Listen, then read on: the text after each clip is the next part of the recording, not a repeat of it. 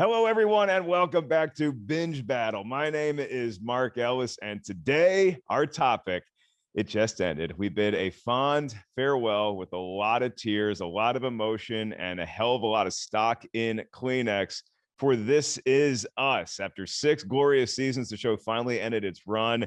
And just for me personally, I think it went out on top the way that it came in. And a special welcome to a returning, I will say, fan. Her name is Eileen. And Eileen and I have had a bet going where I make her watch all the Predator movies that come out, and then she makes me watch This Is Us. And so I have finally lived up to what the bet was initially. And now I have seen all of This Is Us. And I did it in a very short period of time. I was not a regular reviewer of this show while it was airing, kids. I came to this show late. And so if my eyes look a little red, that's not from partying over the past weekend. That is from getting all of that This Is Us goodness, sadness, and everywhere in between in a very condensed period of time. So as always on Binge Battle, we have at least 4 great rounds and 2 amazing panelists here to debate the best, the worst, the highlights, the lowlights, and everything that we saw with This Is Us, meaning there's going to be some spoilers. There's going to be a lot of spoilers. And if you know anything about this show, there's a lot of twists and turns and reveals. So if you've not yet seen all of This Is Us, you may want to hit pause on this, go check out the rest of it, bring tissues, and come on back when you're ready to watch Binge Battle featuring all that is and was This Is Us. I mentioned 2 great panelists today, and it is a thrill to welcome back a returning champion who you know from the World Girls, as well as many acting and other career endeavors. She is my dear friend, the one, the only, Roxy Stryer. Roxy, you are here talking about This Is Us. You and I have talked about this show over the years before I was a regular reviewer. When did Roxy Stryer first get bit by the This Is Us bug? Day one, baby. This is something that I'm so excited in my head. As you said, Eileen made this bet with you. I thought, come on, Eileen, and then started singing the rest of the song. So may have missed your intro. Listen, the fact that we have been friends this long and I have not somehow convinced you to watch this show that I have convinced every single person in my life to watch is disturbing. It's everything I've been watching since the second it came on. I think that's why I feel like I created it. Like I have ownership of this show, which is super not the case. And I'm not making those residuals, but day one. Hey, look, I thought about hitting you up when I was watching the last 2 episodes, be like, hey, did we watch this together? But feeling like how much I had already, I will say, allowed my tear ducts to express themselves leading up to that, I don't necessarily want to be in a room with anybody else when I'm watching This Is Us. Maybe other folks feel differently, but this was a show for Mark and maybe Molly the Wonder Dog to be in the room with, and that is it. And so that's Roxy Stryer, and joining us for the first time here on Binge Battle, we are thrilled to welcome a wonderful performer and on-air personality. You've seen her on NBC projects, and now you've seen her here on Binge Battle. Candace Cruz joining us. Candace, it's so wonderful to have you on the show talking about This Is Us. Were you like Roxy, where day one this show's airing and you were on board? Day one. I am obsessed with this show to an unhealthy level. Let's just put it that way. I mean, it is a catharsis show. Like, if you're upset and you just need a good cry, just turn on This Is Us and you're fine. I want to check in on you, Mark, though. Like, if you binged all of this, like, are you okay? It is one of those shows where you do weep. I mean, this show gets it out of me because I am just an old softie at my core, but it usually is what you're talking about, where it's a good feeling kind of cry. I used to do a joke in my stand-up about how, like, you need a good cry every so often. I like either the shower cry or the driving cry, or I think it's a new genre of cry, which is the This Is Us cry. Exactly. Yeah, Exactly. The way the show works is that Candace and Roxy each have at least 4 different rounds featuring a topic of conversation amongst This Is Us lore. Within each round, there are 3 different segments. You have your opening argument, which can be up to a minute. You have your rebuttal, which will be 30 seconds. And then you have your closing statement, where you give us your final thought on the matter, drop the mic, and then it is up to me, your lowly judge, jury, and passionate fan, to make a decision based on one of the arguments, who gets the point. It's competitive, but we're really just here to celebrate This Is Us. And so here we go, kicking off with round number 1. And our topic, would it be anything else, the saddest episode of This Is Us. Candace Cruz, you're making your Binge Battle debut. You have the honor of kicking things off with your opening statement. Oh, I love this. I mean, as you said, This Is Us is a crying show. And saddest moment, I'm going to let Roxy have her time, but I have to say, if we're talking about the last season, we're tying everything up in a nice, neat little bow. And we all have our own feelings about the entirety of this lives that we've become so inundated with. And when Miguel, huh, when Miguel dies, if I cry, I'm so sorry because I really do feel for these characters. But I think, we obviously had Jack pass early in the show. Season 2, we saw him pass, which was devastating. Everyone, like, the internet just lit on fire. But I think rightfully so, same with Miguel. And I think because we saw so many different levels of Miguel, we either loved him or hated him. I had moments where I hated Miguel. I was like, how in the world could he do this? How could he be the person that Rebecca goes to after losing Jack? So I had mixed feelings about Miguel, but that last episode, we finally get to see Miguel in his an entire story, his growth from leaving Puerto Rico, coming to the States, and then, being the best friend to Rebecca and to Jack, and Rebecca not liking him originally at the beginning, at the get go. She was just not a fan. And then we see how hard he tried as a father to his own kids, how hard he tried to be a father to the Pearsons, and how much they denied him and argued with him and just did not want him in the life. And then to see him continue to wake up every morning and just take care of Rebecca with so much like tender, loving care. And then that moment that we see that he's passed, oh, and her looking for him and not knowing. And I think too, just to like share a little bit of my own story, like I'm Puerto Rican as well. So I have a soft spot for Miguel. And on top of it, like my step grandmother had Alzheimer's and my step grandfather passed before she did. So all of that story, I literally was laying on my floor, sobbing hysterically when Miguel died. And I think it was such a beautiful way to end his story that whether you loved him and hate him at the beginning of the series, you had to just like love him and have a soft spot for him. So, saddest episode, season 6, episode 15. Yeah, and I was getting shades of everything from the Notebook to, and we think about this as being the show about the Pearsons, but it also is about the characters they've come across. And so Rebecca and Miguel getting together after so much time, and sort of it's a way to sort of honor Jack because he was the one that wanted to broker that friendship to begin with. There's a whole lot of heartstring tugging there, and so that is from the most previous season. Roxy, which season and which episode for you was the saddest of all? The This Is Us is the episode that solidified everybody on the internet calling this show manipulative, emotionally manipulative. Everybody was like, this show is emotionally manipulative, which by the way is just what art is. It's an attempt to manipulate your emotions. That is what it is when we had season 2, episode 14, Super Bowl Sunday. This is when, after 2 seasons of this show, hearing that Jack was dead, knowing that he had died in a fire, we find out that he, in fact, did not die in the fire. He made it out of the fire. And when you're watching this episode and you're watching the house go up in flames, you've already prepared yourself. You have spent 2 seasons being like, when this house burns down, I am ready to lose him because I know that that's what we're coming to. Not only does he make it out of the house, but he makes it out of the house with the family memorabilia and with the dog and his 2 kids. And you're sitting there like, wait a second, he made it out of the house? Maybe we're in the clear. And you forget everything that's taken place in the 2 prior seasons. And you're like, I don't know, maybe something weird is going on here. Are we doing like an alt reality? What's happening? And then we get to the hospital and Rebecca thinks he's fine. And she goes to get a candy bar and he dies.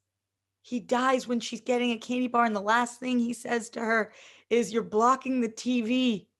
Those are his last words to her. Like, I was just in tears. You're in shock because she, as she's being told by the doctor, she bites the candy bar. She shows up Miguel's to tell her kids. Nobody believes it because we spent our whole time thinking he's going to not make it out of this fire. So that reveal, the way that they set that up, the devastation of watching him die after you thought that maybe he made it was just like the saddest moment in TV history. We did get to rescue a dog from a fire. We also lost a lizard. So there's just, you just never True. get out of this show completely clean. And for a show to be called, for an episode called Super Bowl Sunday, I'm like, come on, can't you just give me one? Can you just give me one where I just make it through clean? But Super Bowl Sunday and Miguel, both fantastic choices. So this one's going to come down to the wire. Let's go back to Candace for your rebuttal, why you feel like Miguel might have just spoke to you a little bit more and your emotions more than Super Bowl Sunday. Off the get-go, when Roxy was sharing hers, I started tearing up. I don't know if you guys saw me, but I'm over here like holding it in, because that scene with the candy bar is just like Hollywood gold. I have to say, still going back to my original argument with Miguel, is like, you saw that in season 2. Now Rebecca has to go through that all over again with her second husband. I think just leading up to this episode with Miguel, you just want to have a win for Rebecca. You really do. She's gone through the ringer. And then at the very end, while she's still living, her husband dies again. And now there's no recollection. And you're constantly waking up thinking that that constant is there for you, and he's not. And you don't know, and you have to relive that death every single day. And I think that was just spoken in volumes on that episode, even without having to be said in the script. And I think that's what was so powerful. It's just like the show in general, the acting doesn't need words. They do such a great job. And I think that this episode showed it. And it also like had to bring all the Pearsons back together again. So I still think Miguel is the saddest episode. Yeah. And Roxy, it feels like for you, the Super Bowl Sunday episode was where you were already going along with this show. But then this one, there's emotionally manipulative, and then there's taking your emotions and putting them on a roller coaster. Oh, and then throwing that roller coaster in a dumpster and then lighting it on fire and then watching it burn. Yeah. Miguel is super sad because we get to that point and it almost feels like a movie. And I'm watching it thinking, I spent 6 years of my life watching this show and I don't know a thing about Miguel. And that was sad, like as a concept, that we had this great character. And I felt like we could do a whole spinoff of Miguel. But the reason that we killed him off in that episode is because we decided as a show, we actually need to make room for our core family. For some reason, he never quite made it into the core family. So as a movie, as almost like a bottle episode, it is really great. But in the scheme of things for This Is Us, Super Bowl Sunday is when we lost the patriarch of our show in a way that shocked us all. And then we're watching 20 years later, the ramifications of that. It affects every single character and every episode of the series that comes later. So the Miguel one, if I went to the movie theater and I watched that, I would have been like a blubbering, crying mess. But in this, I was kind of like, I get it. And this is really sad, but I also am not as attached to you because we didn't spend the time with you, my dude. We go back to Candace for your final argument here, stumping for Miguel. You even said yourself, Roxy, like we missed out so much on Miguel. And I think that that's what even made it more sad, is that there was so much more. And I think if you look at your own life sometimes and you're looking at your relationships with your parents or with your friends, and then something tragic happens and you're like, but wait, all these other times that I didn't give them the time to fully get to know them.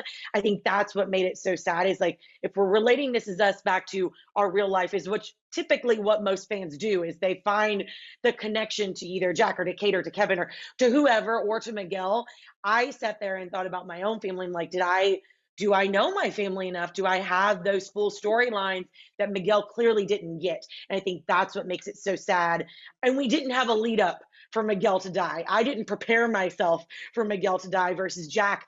I had a full season to prepare myself. Like, I still knew he was going to die in that episode. Miguel, I had no idea. This is getting good. Now, all right, Roxy, you have the final word in round one. I think the fact that this show was able to tell us every single episode for 2 years, this character is going to die, be prepared, and then shock us all when he actually died, is unlike what any show has ever done when it killed a character that it said, we are killing this character, just be ready. And then the way that they finally did it, not one person was ready. That's insane to me. And they both did have shock factor. I didn't know Miguel was going to go like that either. I just cared more about Jack than I did Miguel. Yeah, I agree with both of these points here that we're making, that Miguel was a little shortchanged leading up to that. But I feel like it was a great run towards the end for Miguel to really be able to show us who that character character is and what that character is made of. Roxy made such an excellent point where you're talking about like Jack, this is the patriarch of the whole show. And so when he does pass away in a surprising, I will say, fashion, because again, you're kind of up and down with like, he made it out, but no, oh no, that's how it happens. And you see how it affects everyone is emotionally stifling. But Miguel passing away and then seeing Rebecca, who is also this person we've been following since the beginning, to see how that is going to affect her, I think affected me personally the most for whatever reason. And so I feel like that was more of an unexpected sadness. So the show is always going to be sad, but it's those shocks that get us to the next level. And I feel like Candace was right where it's like, well, we knew Jack was going to go in some fashion. We could suspect it with Miguel, but the fact that it was Miguel going before Rebecca, I think really, really ripped my heart out the most. So I am going to go with Miguel for the saddest episode, and Candace gets the point. And that's Wow. your first point in binge battle history. And so it's a perfect sort of conduit into round number 2, because we're talking about shocking moments, the times that we really were surprised with this show. Your next round, its topic, best plot twist. And we're going to kick this one off with Roxy Stryer. One of the best plot twists of all time would be Jack's brother, Nicky, being alive. I don't think anyone saw that coming. And the way that they did it in a non-soap opera fashion, it wasn't like, but my brother Nicky is here. And then Nicky comes in and everybody's like, and the heart attack wasn't real. Like, it is done so believably that how this show convinced me that it was possible that Jack didn't lose his brother at war, that his brother made it out, and Jack was aware of that, and still being the Jack that we know and love, this incredible human. He can do no wrong. He knows he has a brother, and he's just like, and all's well that ends well. That's not my problem. It was shocking on all different counts. The fact that the family doesn't know, when we find Nicky, what state he's in, just like not doing okay. And then it's almost like Jack's replacement is Nicky, not Miguel, not in Rebecca's life, but in the show. Like the way that Nicky is able to infiltrate into the family and get what he needs, but also provide the siblings with what they need, specifically with Kevin. You never thought that, you just thought that was a tragedy. We know when people die on the show, they're dead. And then when you find this out, and we're seasons deep in, it was like mind blowing. Griffin Dunn doing an excellent job with that character, Nicky. Over to Candace Cruz for your best plot twist in all of This Is Us. My biggest plot twist was actually Kate and Toby. And I said the divorce, but also I think the biggest plot twist was her second marriage, and who it was to was to Philip. Kate and Toby have been a solid throughout the entire show. Like, we see their marriage in season 2. We've seen them go through a miscarriage. We've seen them go through their child and dealing with disability and adoption. We've seen them go through everything. We've seen Toby go through depression. So they somehow always come through these adverse situations. And you're like, they can do no wrong. I always called him Toby. I think that that's what they referred to them multiple times in the show. I think the biggest one was finally the nail in the head of the divorce. But then the follow-up and the remarriage to Philip, because we saw ending season 5 that Kate was getting married again. So it was kind of like we had the Jack scenario. We know there's going to be a new marriage, but who in the heck is it going to be? And never in a million years would I have ever picked Philip as the man that she's marrying, especially with the way that we're introduced to this character. He's not a lovable, warm character in any way. He's very dry. He's very blunt. We see him break up with a girl in the most rude fashion, a Brit, and you're just like, you never see the lead up. And I think that when we finally saw them together, I was like, I needed more. And then they finally, by the end of it, gave me more where I'm like, okay, I can kind of see where the relationship would work. But from the get-go, when they finally announced that it was him, I was like, come again?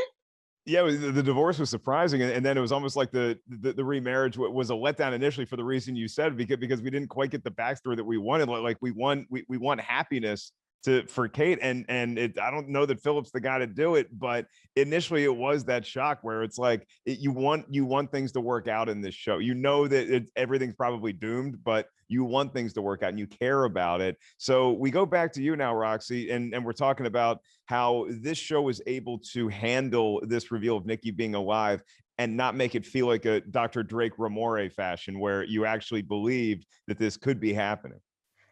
Speaking of Dr. Drake Ramore, I have to say that what Candace picked, Candace might be the love of my life, but what she picked was the equivalent of Rachel and Joey dating. Everybody, it's not gonna play well in several years. It doesn't play well right now. It might be a big plot twist, but it is not the best plot twist. This was a very bad decision by the show. When you have set up from season 1, Katobi, you have made me fall in love with them. No matter what, they are going to get through everything. And then all of a sudden, you guys decide for some reason you need a divorce on the show. The one with Kevin and Sophie was when they were too young. That doesn't count. We have to break up one of these character sets. We have to. Let's do it to Katobi. But there was no reason. I honestly don't understand why they broke up. And they were like going through couples therapy and they're like, we just can't make it work. And I was like, why though? Just make it work. You guys are in love with each other. And even to the point in the finale, he's like, I love you, kid. Like, they love each other, and I'm a lover of love, a shipper of ships. I am not accepting the fact that you can be in love and they could just not be the correct partners when nothing happened. Like, nothing was wrong. So it was a big plot twist, but the way better plot twist was getting Nikki, who added to all of our lives. He threw a wrench into our plan for sure, but he also made us realize that every character on this show is human. Everybody has flaws, especially Nikki and Jack, and that sometimes you can be a good guy and make the wrong call.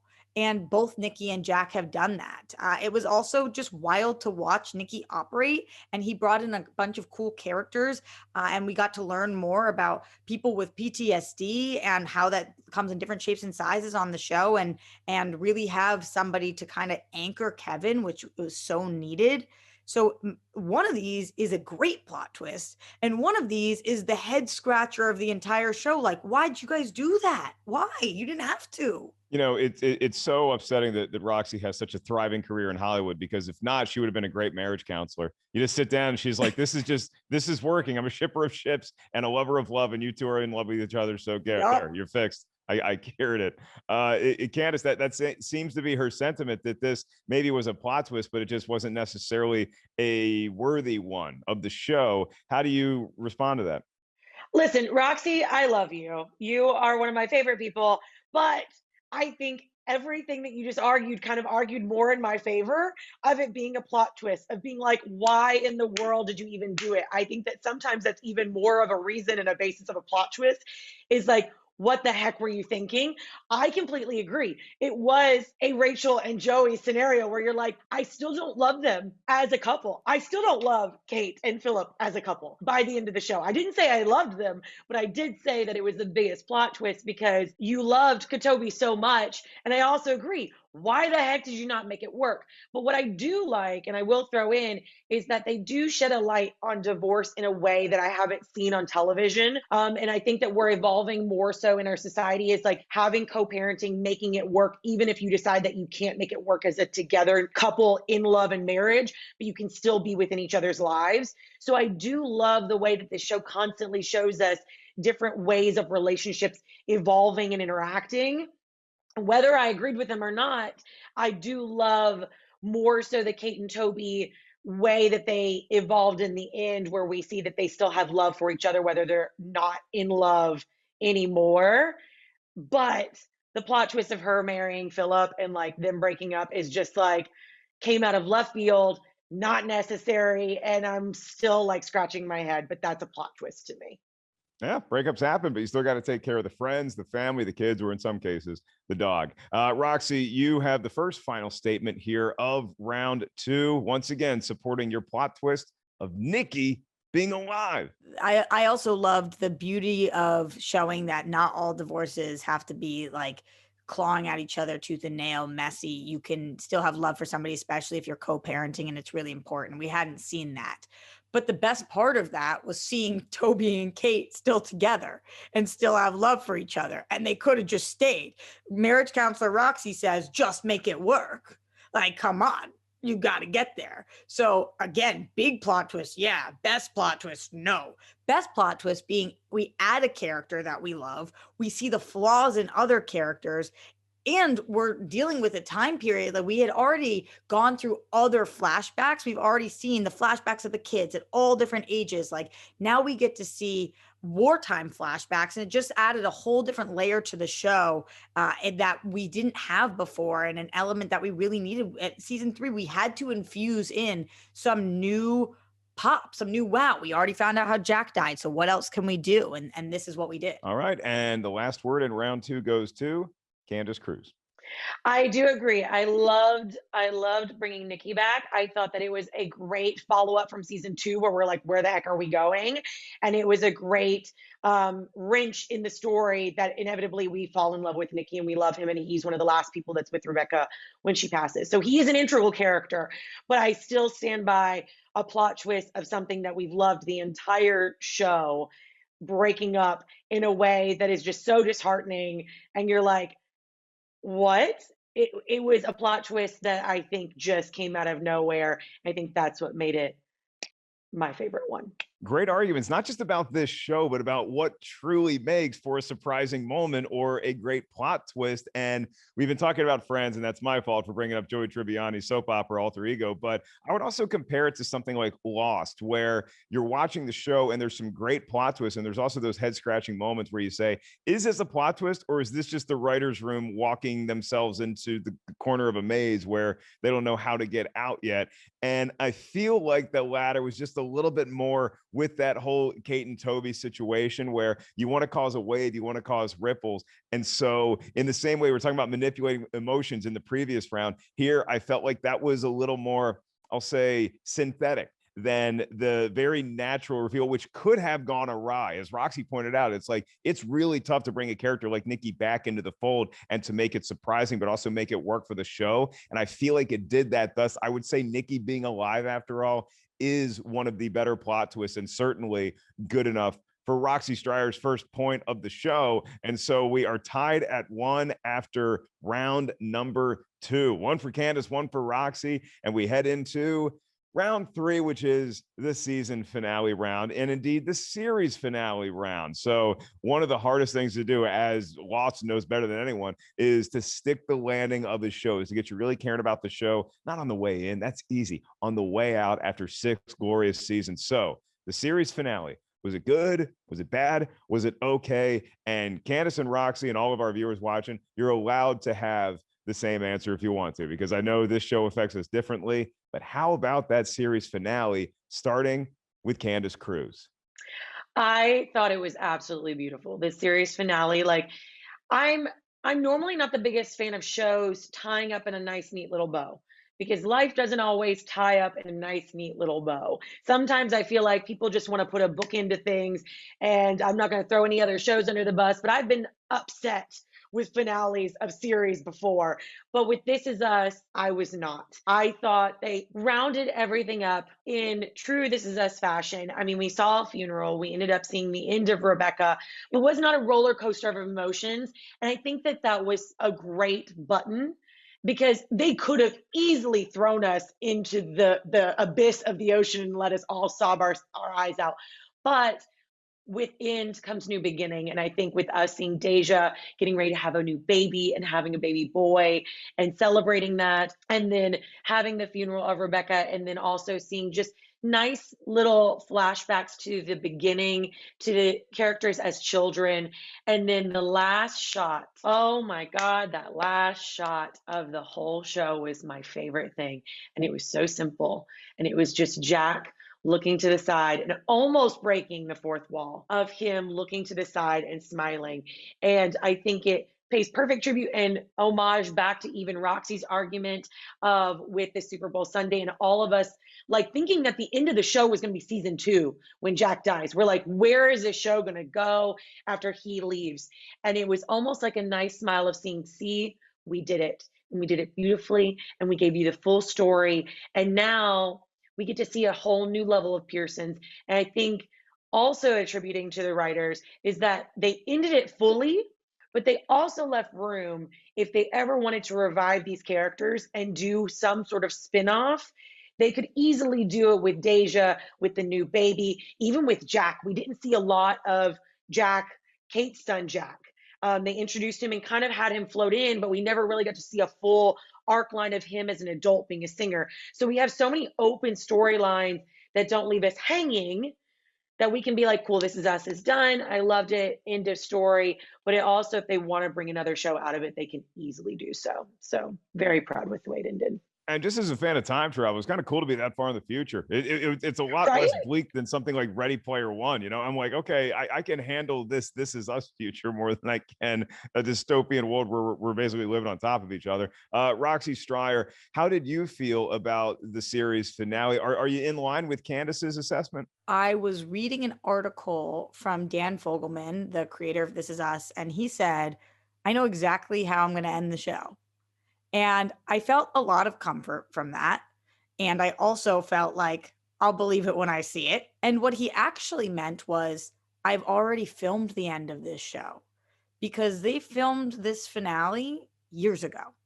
They filmed all of those flashbacks and the Williams scenes years ago. And for Dan Fogelman to care enough about this show and the creator and the viewers, and to create something that he was like, I know where we're going. I've got you guys. It made for such a perfect finale. He wanted the finale to be about a family and the generations of that family living on, no matter what happens to any individual. It's about the entire unit. And the way he was able to achieve that through seeing all different periods of time and making sure that those child actors still looked that young age by having the wherewithal to film years ago and not now, was just so generous to the audience that I don't think he could have stuck the landing any more perfectly. Like Candace said, it's not a roller coaster. It's just a really peaceful, beautiful goodbye to a show that, while made us cry often, is supposed to be a feel-good show. It's supposed to be a show that makes you look at life and say, it's okay. And this finale really did that. Right. If Homecoming was the ultimate ugly cry show, then this is Us. You want to be like the ultimate good cry, like, oh no, I feel good doing this. And so you did finally get that catharsis where the plot twists are done, all of the drama is sort of put to the side, and you just get to sort of walk down memory lane for one more time with this cast and crew. And the way that they did it, sort of very Richard Linklater like Boyhood. So I'll go back to you, Candace, just for more thoughts. I mean, you all both seem pretty crazy about this. Yeah. If there's anything else in particular that really it did get you emotionally, or you just thought was a really interesting artistic choice, the floor is still yours. No, I think like Roxy, you put it so beautifully. Like I think the artistic element of this show has what has always had my heart, is that these actors really embody these characters, and the creators and the writers just take so much time and down to detail of even like dates. I remember back at like early seasons when I was watching it with friends, we would even go down to trying to break down the dates of when things were happening, and like if the timelines really did line up, and even down to those little details of the date of her birth and the finale and where we are in the future. I think it was just so wonderful. And I also, if I can, want to talk about the episode before where they did the train. And I think those two episodes together are the finale for me in my head, of really just showing how beautiful life can look on like a timeline, and how life does continue on, like Roxy said. I'm very happy with where all the characters ended. I feel safe leaving the Pearsons where they're at in life, and I think they're all going to be okay. And I think that's what makes a good finale. Back to you, Roxy Stryer, for any more news notes about how you're looking at the series finale. One of my favorite moments of the finale, which I feel like really embodied what the finale was this whole shaving concept, because the show is about the moments. It's not about it's not about it's not about how somebody died. It is about how they lived and what they taught you while they were here and your interactions. And when we're doing little things like, teaching somebody to shave or watching home videos or, giving life lessons about somebody not being able to do pull-ups in gym class or just these moments that happen sprinkled throughout the entire series where you relate to that and you think about that and you think about how you parent or how you child or how you sibling or how you aunt or uncle, how you do it all. And I thought it was really beautiful to see these little life moments that we can all connect to. And when finally the big three are sitting together and they say, when I was told to close my eyes and think about my family, I still picture you guys. And as somebody who is like, I'm unwed. I don't have kids yet. And so sometimes they make you feel like that means like you don't have a family, but I do have a family. I have a family that I'm really close to. And like when I think that no matter what happens in my life, when I close my eyes, I'm going to see my siblings and my mom who's no longer here and my dad and like those people that gave you the strength to get up every day and teach you those little things. So yeah, I don't think they could have stuck the landing any more perfectly. And they also did what we needed them to do in the prior episodes by saying goodbye to Rebecca, saying goodbye to Miguel, saying goodbye to whatever Kate's new husband's name is that I don't care about. Like we just focused on the core. And that's what we really needed to get to. And they did that. I cared a little bit about Philip by the end. I mean, I didn't Philip, like Kate Philip. guy, but I will say, Roxy, unwed is not the I would just look at my married friends and I say they are inwed. So we're going to call them inwed. We are not unwed necessarily, but out of wed. Outwed? I don't mind outwed either. I think we're coming up with a lot of great descriptions. But when you look at this series finale, I'm going to put a pin in this conversation for this reason, is because it's impossible to award a point to either one of y'all because we're really kind of celebrating the same thing. And I like a lot of the sort of, I guess, points in this argument that I've heard. Roxy making the point that, that Dan Fogelman knew how he was going to end this. Candace really harping on, getting to see the way that this is the Pearson family story and getting to see that final shot of Jack. And that's what you want in a patriarch, is somebody who had themselves a great life, but they're also smiling knowing that their lineage carried on well after them and had a lot of success, up and downs for sure, but success in doing so. And so because we're a little short on time, this winds up perfectly where we're tied currently, but we still have one more round that's going to be round 4, but it's also going to act as the tie-breaking round here. And that is going to be the topic of best sibling.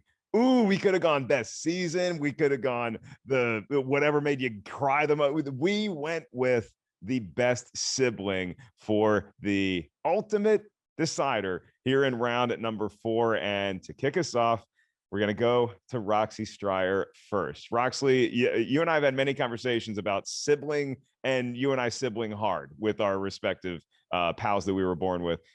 Your best sibling in This Is Us is? It's Randall. This is the most upset I've ever been at Rotten Tomatoes ever, because the fact that you guys are making me do this is so wrong.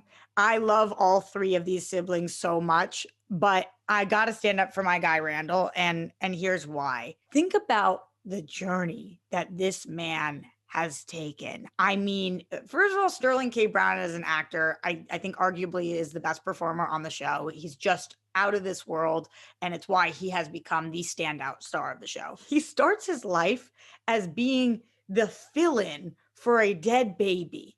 Like, there was supposed to be 3 babies, one of them didn't make it, and they're like, well, we have an extra crib, let's take this guy. That is how it happens. And somehow this man becomes the most together, most powerful, most respectable person on the show. He figures out a way to find a wife that is maybe the best character on the show. I mean, like, everybody loves her. To raise his kids in a way that they are incredible. They are free to be queer and loud about it. They are free to be foster children and be navigating their life and still have parents who just love the crap out of them. The way that he takes the circumstances he had in life and just says, nope, I am going to be the most incredible sibling, most incredible father, and most incredible husband. And then, by the way, I'm also going to be a great member of society. Because, like, maybe I'm going to be president. Is that what we found out in the finale? Because it seemed like that's what they were getting at to me. This guy is like, if you can find, speaking of being unwed, it's because people like Randall exist on television that I am outwed right now. I'm waiting for my Randall, because if this person exists, sign me up. We've never seen a better human on television ever. Okay. Roxy is holding out for a Randall Pearson type, and I'll give props to his incredible wife, Beth, as well. Also, shout out to Niles Fitch, who plays the teenage version of Randall that you see occasionally in the show. So, excellent. Yeah, good. Okay, the good stuff. And Randall is one of my favorites. So Randall is on the board. But now we go to Candace Cruz. Who's your favorite sibling in all of This Is Us? I mean, that's a hard argument to follow here, Roxy, because I too am waiting for my Randall. I freaking love Randall. I think he's incredible. But for the sake of argument, I have to pick Kevin. I will say from the beginning, at the very first episode in season 1, I hated Kevin. I did not like Kevin. I thought he was one of the worst characters. I thought he wasn't fully fleshed out. I thought he was just kind of like the hot shot that just thought he was everything, blah, blah, blah, blah, blah. And then we see in season 2, he breaks. We see how he completely unfolds. And we finally see like where the alcoholism is coming from. And we see his unravel with Jack's death and how that's been carrying his entire life. And we finally get to have depth to Kevin. And even down to the episode when he's crying out because he left that necklace with that girl, and he's crying out the window being like, that's the last piece I have of my dad. Oh, it gets me choked up every time. But I think that was just the beginning point for Kevin's arc story. Like, we finally get to see like, oh, he has more to him. And we saw a little bit in season 1 where he like helped Randall when he was having his breakdown and, his anxiety. So we saw a little bit of like his heartfeltness, but then we go into season 2, we see him unravel. And then we see him meet Nikki, and we see him, going back to Roxy's argument with the plot twist of like Nikki and wanting to really just kind of do it right this time. Like, he still had that animosity with himself because he wasn't there when Jack died. He blames himself for multiple things, even though he projects onto the other siblings. He wasn't there. And then we see his relationship with Sophie and the ups and downs with that whole thing throughout the entire series. And to finally see him at the end, he takes on this challenge of, having twins of his own and really becoming the father that he wanted to be, getting sober, and then finally putting all of his pride aside and being like, Sophie, it's always been you. And again, to be honest, I wasn't the biggest fan of Kevin at the beginning, and I wasn't the biggest fan of Sophie and Kevin in the middle. Like, there is proof in the pudding that I said I do not want Kevin and Sophie together in the end. I don't think they'd be good for each other. I think they've had their round. And then by the end of it being like, he's finally the man that he was meant to be. And Rebecca has even said it through and through throughout the entire series of being like, he's going to take some time, but he will get there and he will become the man I know he's meant to be. And I think that's why Kevin is my favorite sibling, is that he really just took himself into high gear and became the person that we always wanted him to be by the end. It's a hell of an arc from where he started, from point A to becoming a character Right? that you could rely on by the end of the show. So we have time for just a closing argument for each of you, talking about your best sibling. So the final statement first to you, Roxy, talking about your guy, Randall. Kevin's a great character, but he is a tale as old as time. It's easy to be an interesting character when you are somebody who is on the wagon, off the wagon, has a childhood love, is an actor, is rich, is like just the it guy, was football, he hits all of the classic, interesting character arcs that we have seen for years. the way that Randall is an interesting character by being just a great person is unbelievable. They gave him something very realistic, which is that he has this panic disorder, and he cares so much about people. He's the most selfless character on the show that sometimes it causes him extreme anxiety. But typically characters like Randall, who are the best in school, who have never had huge marital issues, who found their person and they just had their kids and they live this beautiful life and they're well paid. Typically you see those characters and you're like, ugh, that's annoying. Somehow he made this character the most lovable, endearing, interesting character on the show. And we don't see that ever. So I like Kevin a lot, but I've seen it 5 million times. I've never seen a Randall before. Roxy saying good people at heart can be interesting TV characters after all. Candace Cruz, the final statement in the final argument of the day goes to you. You make a great point, Roxy. We don't see a lot of Randalls, but I think with Kevin, what we don't see a lot is like actually feeling for these characters that have it all.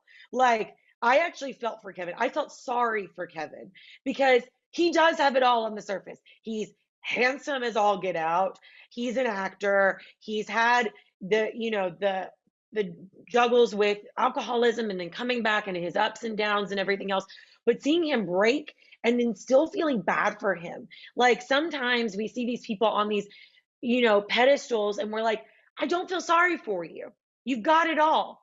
But those people deserve just as much love and catharsis and sympathy and like warmth and empathy and all the emotions just as much as anyone else that, has the easy, not the easy life, but the mundane, quote unquote, if we're calling that what Randall had. I think Kevin deserves just as much. Sometimes people in the public eye get a bad rep because they're like, well, you have the money, you have everything else, you should be fine. But he's like, no, I'm not. All I really want is to get rid of all of this shine and have a family and to be loved and to find that happy ending. And thankfully he did. I mean, you talk about plot twists when he just abruptly retires in front of a live audience, and Kevin obviously played by Justin Hartley, but Logan Schroyer is the teenage version of Kevin, and so Roxy made the point where you see some classic tropes with Kevin. You could really make the argument about both, where you have somebody who, at least as we meet Randall, we're looking, we're wondering where is his real dad, and that's kind of the journey that a lot of adopted folks will go on at some point.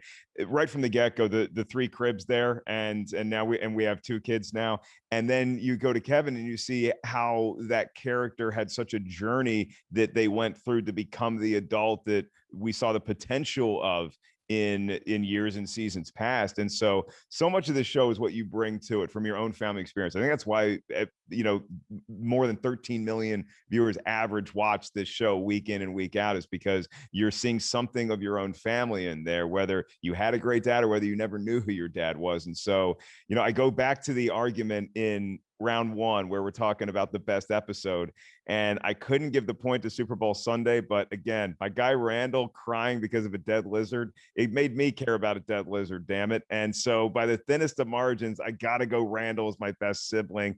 Roxy Stryer gets the points, but you both get the win. Roxy technically got the win today for This Is Us. Congratulations, Roxy Stryer. And I will point out the unwed Roxy Stryer. Yes. The outwed Roxy Stryer, but it's such a great battle, if you want to call it that, between both of you. The show is called Binge Battle. Candace Cruz, it was so nice to have you on the show for the first time. I hope it is not the last. You seem like a person who really gets into these kind of shows that we talk about, and so it was a joy to have you. I'll go first to Roxy, our winner today, for all the stuff that you're doing out there in the world, for the good you're putting out there on social media, the World Girls show, A Bitch Out of Water, the new podcast endeavor that World Girls have embarked upon. Where do you want to start? You said it all. Thank you for that. The World Girls, you can find us at theworldgirls.com. We have this new show, Bitch Out of Water. It's a podcast. We're dropping an episode about dealing with HCPs, which stands for high conflict people. We had a psychologist on to talk to us about it. And to me, it was, those times where you're like, wow, that's the episode. Like, that podcast for me was boom, because we're dealing with so many high conflict people right now. They say that 1 in every 10 people is a high conflict person, which is crazy. We saw some of them on This Is Us. So make sure you check out the podcast. Also, luckily enough, this girl right here, the love of my life, my future, maybe I won't have to be unwed for so much longer because she says yes to me. We're going to be in a movie together, Always Lola, which we'll talk more about as we have a release date. But yeah, that's something to be on the lookout for. This is very exciting, and I'm glad, Candace Cruz, I know how busy you are in your career, so thank you for giving us here at Binge Battle a whirl, so to speak. Where can everybody find you on social media, your upcoming projects? Yeah, absolutely. I mean, Roxy, I love that we played best friends and then ultimately became best friends. So I will forever love Always Lola and very excited to announce that when we get more information. You can find me on social media at Candace R. Cruz on all platforms. I am an entertainment expert for NBCLX. You can find it on Peacock streaming, and you can also watch it on cable. And I have a lot of other projects in the pipeline that hopefully I'll be able to announce in the near future. But thank you guys so much for having me. This has been a blast. I love talking TV. It makes my heart sing. So.